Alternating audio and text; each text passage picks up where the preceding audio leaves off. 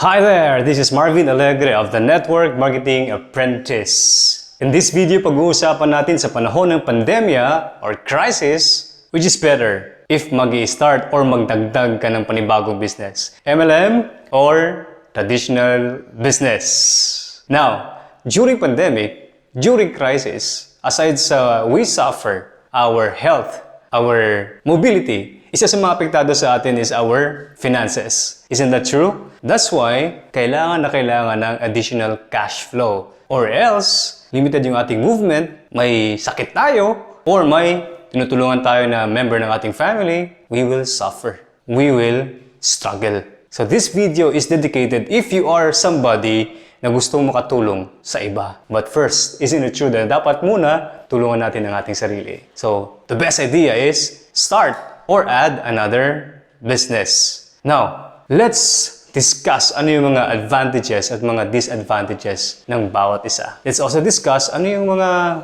posibleng mangyari during pandemic if meron kang traditional business at meron kang MLM business. Alright, so let's begin. Ngayon, ang pag-uusapan natin is when you start a business, alam natin na hindi pwede laway-laway lang. There is what we call requirements in starting a business. Mapa MLM or mapa traditional business. When we say traditional business like sari-sari store, restaurant, cafe, mga mom and pop na klase ng negosyo. So, when you start a business, usually ito yung mga requirements. Dati yung negosyo ko is pautang. I have a lending business. So, I can totally relate dito sa requirement number 1. Kailangan mo ng pwesto. And, syempre, magbabayad ka. At least, 1 to 2 months na deposit. For example, if ang renta ng pwesto is 10,000, so right away, magde-deposit ka ng 20,000. Let's take a look about multi-level marketing business. Ano yung requirements? Sa MLM,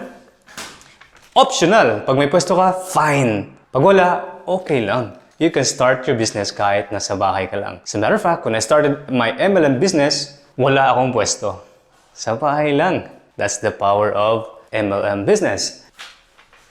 You're very lucky pag ninegosyo ka at may pwesto ka nakita kagad na hindi na kailangan ng renovation. When we talk about renovation, maganda na ang kanyang securities, meron na siyang roll-up, meron ng parking space, naka-tiles na, yung CR maganda, yung lighting maganda, you're very lucky. Pero kung wala pa, this will require you another, let's say 20, 30, sometimes 50. Minsan nga, hundreds of thousands of pesos to renovate the place kasi gusto mo sa tamang lokasyon, kailan medyo hindi angkap or akma yung concept ng pwesto sa concept ng negosyo mo. So you need to renovate. Sa MLM, there's no need to renovate kasi sa bahay ka lang naman. Right? Permits.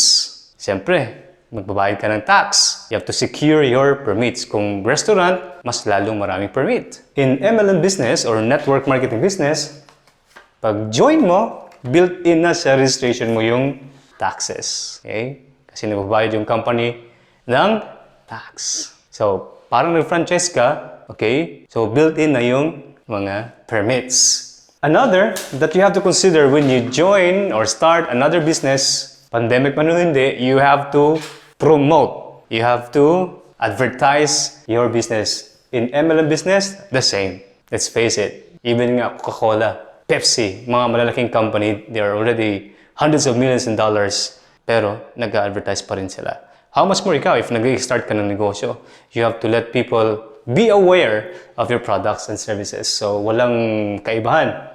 Then, pag nag-start ka ng business, sa traditional business, you have to have inventory or stocks. Now, maganda na yung pwesto mo. May mga lighting, maganda yung upholstery, maganda yung concept, may mga tao ka na. The problem is, naubos yung pera mo sa pagpaganda, wala kang stocks, wala kang inventory, so hindi naman pwede na malaki yung pwesto mo, pero kukunti yung stocks. It is, what? Questionable as far as your legitimacy and your credibility sa pag-sustain ng negosyo mo. If ikaw papasok ka sa isang restaurant, 2 lang kanyang luto, 3 lang kanyang mesa, you'll question yourself, is this going to last? Seryoso ba talaga sila sa negosyo nila? But in MLM business, having been in this business for over 15 years, ang nagustuhan ko dito personally is that lesser yung requirement na maglagay ng napakaraming stocks. As a matter of fact, you just increase your stocks or your inventory as your business increases. Ganon siya ka-flexible. Hindi pwede, hindi ibig sabihin na pag nag-join ka, damihan mo kaagad yung stocks. That's what we call front-loading, and that is bad. That is one signal na yung nag-recruit sa'yo, may masamang balak. Kasi gusto kanyang mag-stocks ng napakarami kaagad, wala ka pa namang recruit. See? So, lesser ang requirement. And since pwede ka sa bahay, hindi mo kailangan mag-stocks ng napakarami or magpag-extend ka ng bodega. No. Expansion. When you say expansion, paramihan ng customer, padamihin mo yung recruits mo, padamihin mo yung outlets mo. No? So, in MLM business or in traditional business, it is limited. Limited sa budget, okay? Limited sa tao, limited din sa skills mo. Because when you start a traditional business, most of the times, you are the source of technology, of information, of ideas. Tama? Now, if you're going to expand in an area or another area, kailangan mo ng requirements agad. Tulad nito, pwesto, personnel, permits, okay? But in MLM business, you can actually start sa bahay mo, then you can expand all over the Philippines, even globally. Yun ang beauty ng MLM business. Okay? So, mas malaki yung chance mo to expand, especially during pandemic, during crisis, when you have MLM business. By the way, if just in case you're not yet familiar with this MLM or network marketing, if you know Orlando Magic franchise, it is owned by Amway, one of the biggest multi-level marketing companies in the whole world. So MLM has been around for more than 50 years. Okay? Millions of people are enrolling or joining MLM business. Sa Pilipinas, napakarami din ng MLM business. And another that we consider when you want to grow your business is you have to be serious in your operation.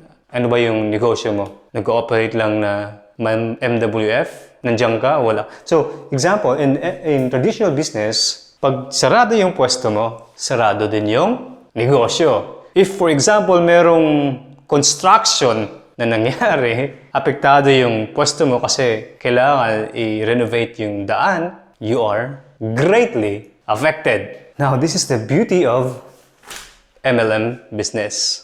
You can operate 24/7 because, well, we have technology. Okay? Anytime, your customers can purchase, they can register, and they can train, they can do whatever they want, business-related in your business or in your organization 24/7, 365. Worldwide. Yan ang kagandahan ng MLM business. So last pandemic, while yung mga ibang negosyo sarado kasi nga walang movement, bakit ka magbubukas ng pwesto mo? Walang tao doon. May kordon. Paano sila makakabili? Kasi they cannot go there. Wala rin silang masakyan. But my MLM business, bukas. Mas lumaki yung aming kita, mas dumami yung aming members, mas lumaki yung aming operation. So you see the difference now?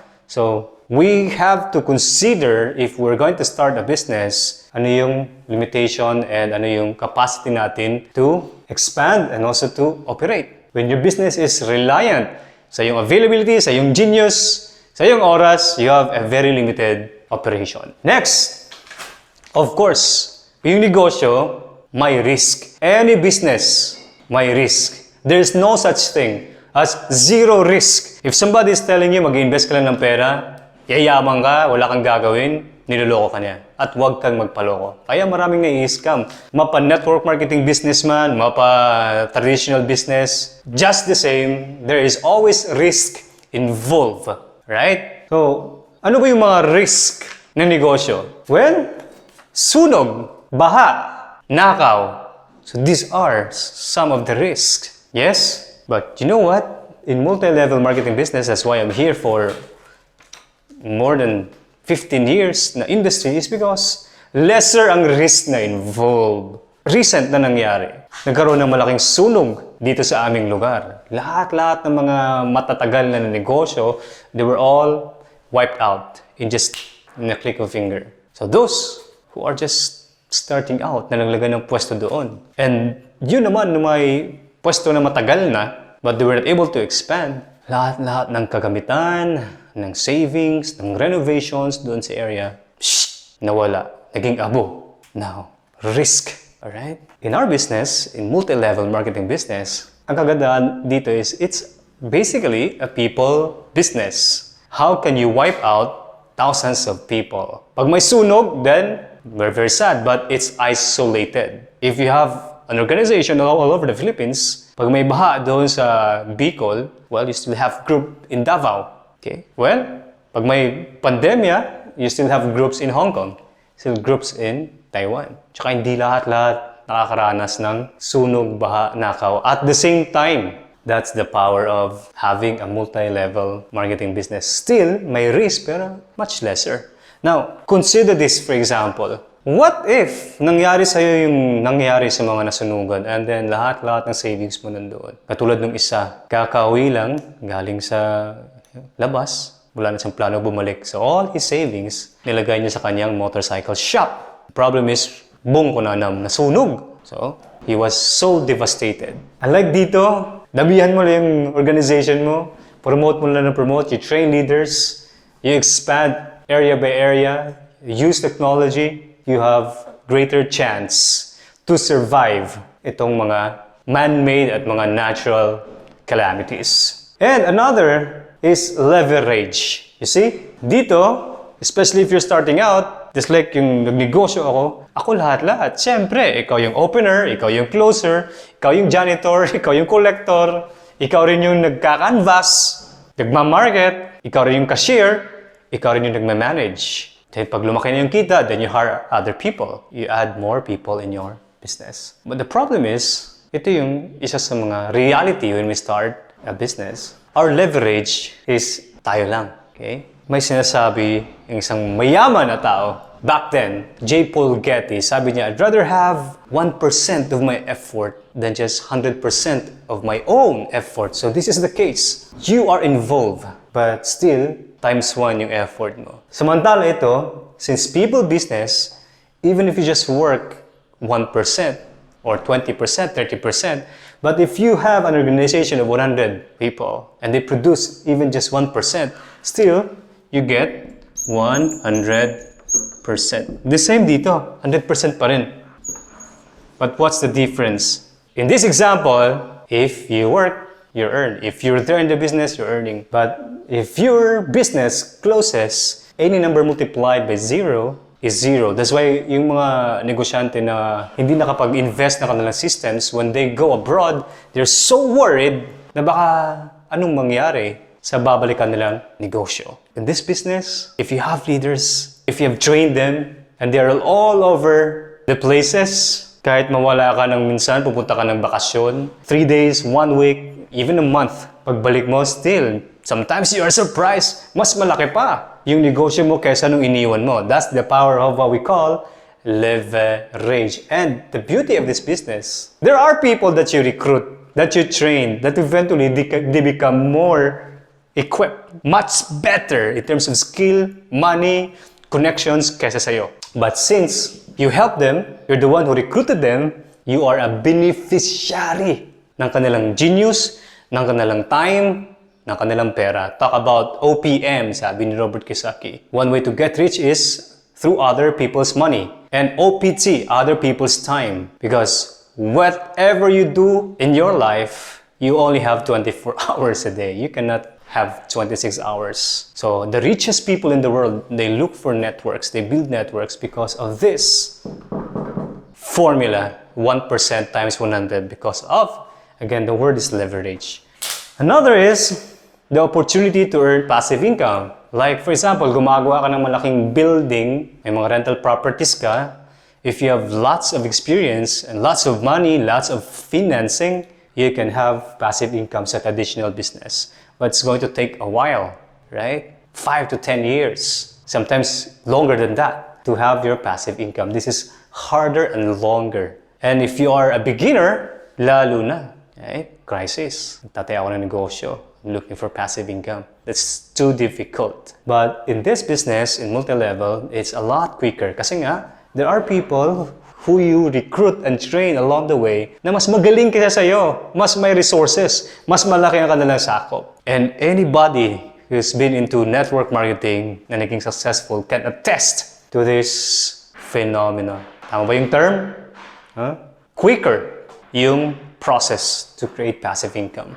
That's the beauty of having a multi-level marketing business during pandemic, during crisis, because if you have created a large organization, they keep on pumping money, they keep on pumping volume, then you get a percentage of that. So even though limited yung resources mo ngayon, limited ang capacity mo to expand, limited ang capacity mo to go around, because yes, it's pandemic, still, you have an ongoing income, you have a passive income. So, if you're going to ask me if mag-i-start or mag-expand ka ng another business on top of your current job or on top of your current business, which is better, which is safer, which is nag-offer ng bigger opportunities with lesser risk, it's MLM business.